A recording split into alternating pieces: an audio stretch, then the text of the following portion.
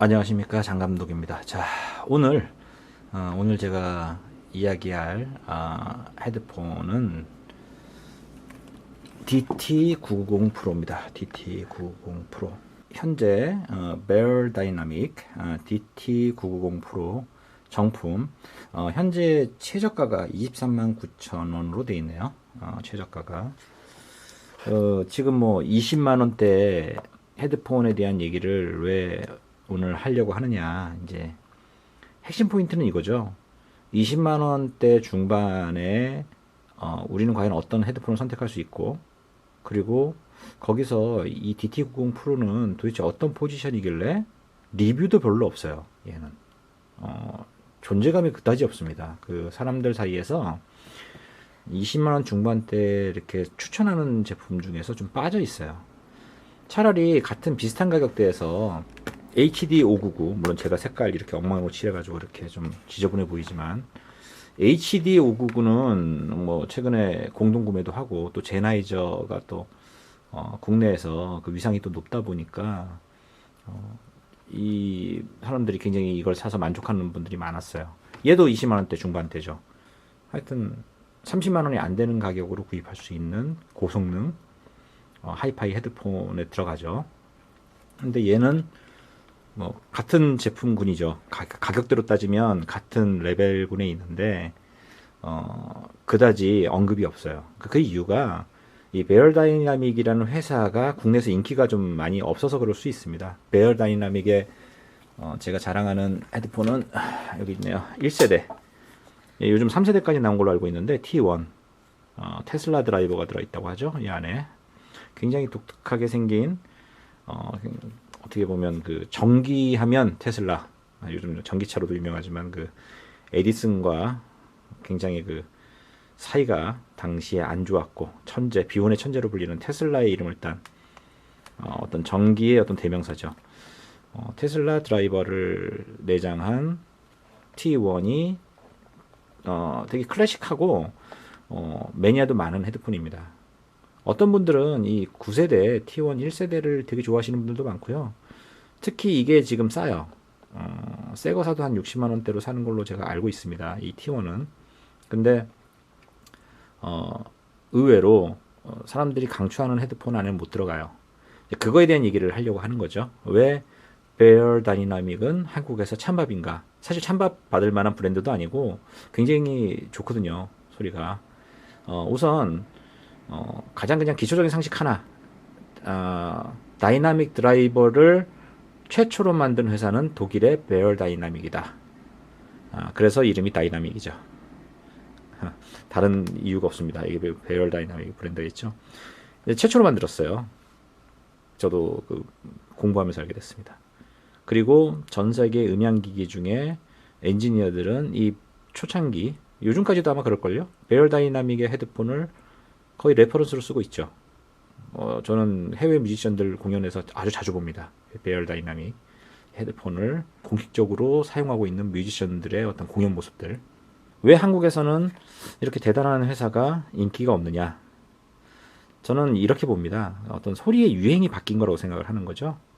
이 회사가 초창기에 어떤 이런 기준을 만드는 회사라면 헤드폰이라는 거를 처음에 만들고 뭐 다이나믹이라는 개념을 만들어서 다이나믹 그 뭐죠, 마이크도 만들고 헤드폰도 만들고 이런 개념을 최초로 만들었다고 해도 소리 그 후발주자들이 너무 잘 만드는 거죠.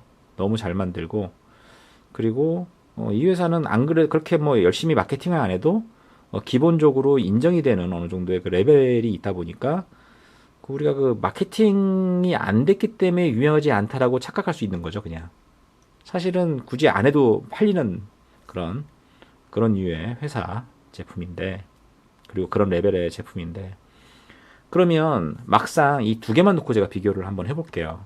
우선 솔직히 두 개 놓고 보면요, 두 개 성향이 너무 틀려요.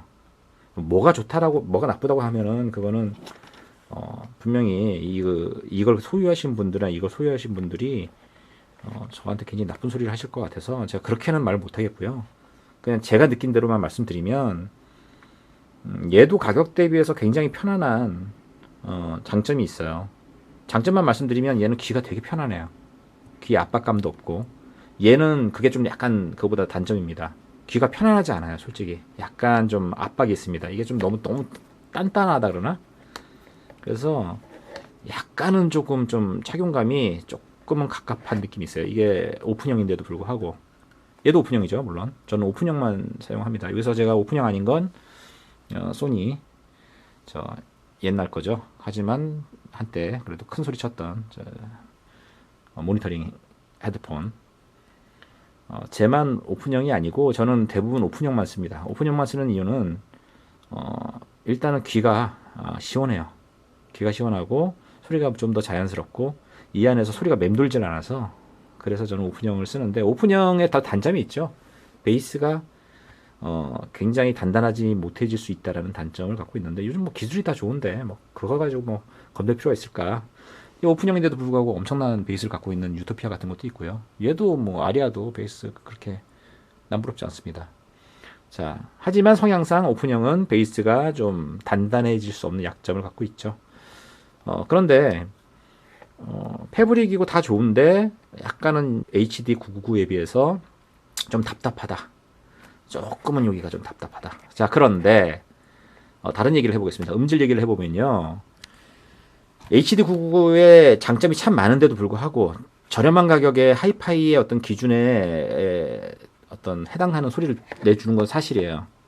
이렇게 뭐 밸런스 단자, 뭐 언밸런스 단자 다 연결해봐도 그리고 앰프만 좀 받쳐주면요. 앰프를 안 받쳐도 들을만 한데 앰프를 받쳐주면 제 성능이 나거든요. 확실히 드라이버를 빵빵 올려주기 때문에 얘가 어느 정도 고성능을 낸다라는 거는 뭐 대부분의 분들이 다 인정하는 바입니다. 그런데 제나이저 특유의 문제인가요? 아니면 레벨의 어떤 그 선을 긋는 거의 문제인가요? HD 800은요, 쟤는 굉장히 그 저음이 없고 고음 위주거든요. 중음과 고음이 매우 판타스틱한 데 반해서 저음이 너무 없는 데 반해서 얘는 확실히 고음에 어떤 커팅이 돼 있어요.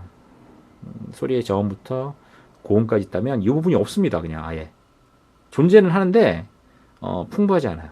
이게 HD 999의 가장 큰 단점이라고 저는 생각해요. 그래서 HD 999는 약간 중저음의 소리가 풍부한 그런 앰프들과 매칭을 시키면 좀 답답한 소리가 나고요. 반대로 쨍한 앰프들이 있어요. 이런 종류. 이렇게 좀 이런 거. 젠켄도 그런 종류가 될 수도 있겠네요. 하여튼 고음이 좀 빵빵하고 아주 쨍하게 나오는 그런 플레이어나 앰프에 매칭을 할 경우에 얘는 아주 오히려 밸런스가 딱 맞는 어느 쪽에 편향되지 않고 굉장히 소리가 괜찮은 헤드폰이 됩니다. 그래서 이 헤드폰도 버릴 수는 없어요. 그런 경우에 그런 성향의 그 앰프나 DAP에 이런 성향의 헤드폰을 같이 매칭을 하면 굉장히 불편하거든요. 귀가 너무너무 귀가 고통스럽습니다. 그래서 얘도 얘 나름대로의 매력도 있고 할 그런 그 포지션은 있는 것 같아요. 자, 그런데 오늘의 주인공인 DT990 프로 생긴 거는 이걸 예쁘다고 해야 되나 뭐 특이하다고 해야 되나 무슨 블라인드 창같이 생겼죠. 좀 독특해요. 독특하고 얘도 물론 독특하지만 다 독특합니다. 제가 그런 생긴 거는 좀 독특한 걸 좋아하는데 제가 갖고 있는 것들 대부분이 좀 조금은 독특한 형태죠. 좀 독특합니다. 하지만 얘도 뭐 많이 독특해요. 그런데 얘는 가격대에 안 맞는 그 무엇인가가 있습니다. 가격은 분명히 20만 원대 중반 후반대를 차지하는데 최저가 기준이에요. 그런데 소리가 어떤 그냥 6, 70만 원짜리 소리라고 해야 되나요? 그냥 이렇게 좀 싼 마이로 얘기하면 좀 비싸 보이는 소리가 나요. 하이파이적인 느낌으로 따지면 굉장히 상위 기종과 맞먹을 정도로 하이파이 느낌이 납니다. 굉장히 찰랑대는 고음 그리고 딥저음 그러니까 V자의 형태의 어떤 그런 소리 이렇게 이퀄라이저 오면 이렇게 V자 플랫하다고 말할 수는 없어요 분명히. 근데 굉장히 강렬한 그 V자형 사운드를 들려주는데요. 앰프랑 매칭을 시킬 경우에 얘가 지금 여기 써 있듯이 255ohm입니다. 얘 버전이 여러 가지가 있는 걸로 알고 있어요. 뭐 65ohm짜리도 있겠죠. 근데 스튜디오용으로 255ohm짜리를 샀는데 이게 울리기 어려워요. 굉장히 큰 파워를 요구하고요. 만약에 앰프만 맞춰주면 상위 레벨의 소리를 들려줘요. 그래서 얘는 얘대로 또 가치가 있더라고요. 소리가 재밌어요.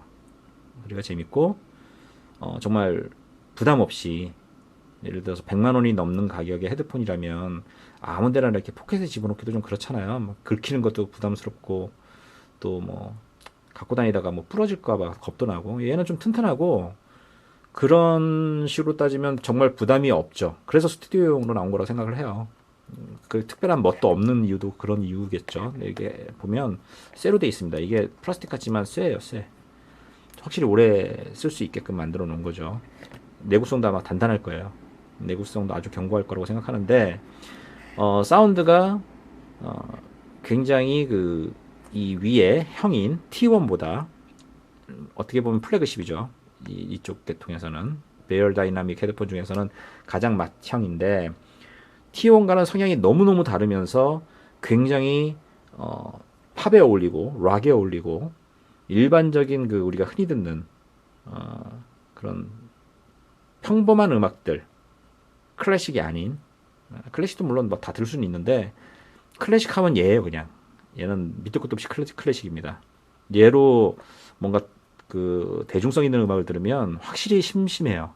너무 고음 위주로 중고음 위주로만 얘가 나오기 때문에 소리가 나오기 때문에 확실히 편파적인 소리가 위쪽으로만 몰려 있어요. 이게 레벨이 있으면 이쪽으로만 정말 빵빵하게 몰려 있습니다. 그 어떤 헤드폰도 바이올린 소리라든지 그런 경음악에 대해서 얘를 이기기가 어려울 정도로 얘는 정말로 이 윗단계에서 그 중음과 고음 사이에서는 아주 막강한 소리를 내주기 때문에 얘는 거기서 자체의 존재감은 막강한데 다만 그 저음이 존재는 하나 그 저음의 그 느낌이 우리가 아는 그런 저음처럼 들리질 않아요. 얘는 HD 사실 800도 그런 류에 좀 가까워요. 공간감이 극도로 넓은 대신에 확실히 저음이 확실히 부족합니다. 좀 뭔가 좀 빈티나요. 그거를 다 보완할 수 있는 앰프나 DAP로 매칭을 해줘야만 얘네들 소리를 좀 우리가 흔히 아는 그런 좀 평범한 소리지만 하이파이적으로 그렇게 바꿀 수가 있어요. 아무래도 그게 이제 세대 전이 우리가 요즘 최근에 나온 헤드폰이 아니기 때문에 그런 문제일 거라는 얘기죠. 아까 처음에 말씀드렸다시피 과거의 레퍼런스라는 개념은 지금처럼 극저음에 대한 신경을 쓰지 않았을 것이다. 중음과 고음에서 승부를 걸었을 것이다. 그래서 얘와 HD800은 거기서 승부를 보는 헤드폰이 맞습니다. 물론 얘도 옛날부터 나온 헤드폰은 맞지만 얘는 확실히 그 부분에 대해서는 이 저음이 좀 많이 있어요. 그래서 어떻게 보면 정말 편안하게 그리고 부담 없이 하이파이를 어디서든지 고장나는 거 걱정 없이 만약에 그런 좀 상황상 고장이 나야 할 수밖에 없는 그런 환경, 스튜디오 환경, 여러 사람들이 만지는 그런 환경에서 놓기에는 얘만한 게 없는 거죠. 사운드도 훌륭하고요. 그래서 같은 가격이지만 성향도 다르고요. 얘는 그 위에 고음이 많이 빠져 있다. 존재는 하지만 이거를 보충을 해줘야 된다. 앰프에서 이 부분을 보충을 해줘야 얘는 재성능을 내는 거고 얘는 그럴 필요가 없어요. 얘는 그냥 힘만 좋은 앰프를 딱 갖다 붙이면 아주 소리가 감칠맛 나게 납니다. 그래서 만약에 30만 원 이하로 좀 뭐랄까 모든 소리가 좀 잘 났으면 좋겠다. 모든 소리가 굉장히 훌륭하게 좀 났으면 좋겠다고 한다면 저는 만약에 이 두 개 중에 어느 걸 고르라 그러면 저는 이거를 추천하고 싶어요. 두 개 다 듣는 입장에서 조금 귀에 압박감은 있으나 얘가 그 존재감이 있다. 그런 부분에서는. 그래서 오늘은 제가 그 베어 다이나믹의 DT990 프로 255옴 이 헤드폰을 간단하게 저의 입장에서 느낀 점을 말씀드렸습니다. 자, 오늘은 이것으로 방송 마치겠습니다. 감사합니다. 장 감독이었습니다.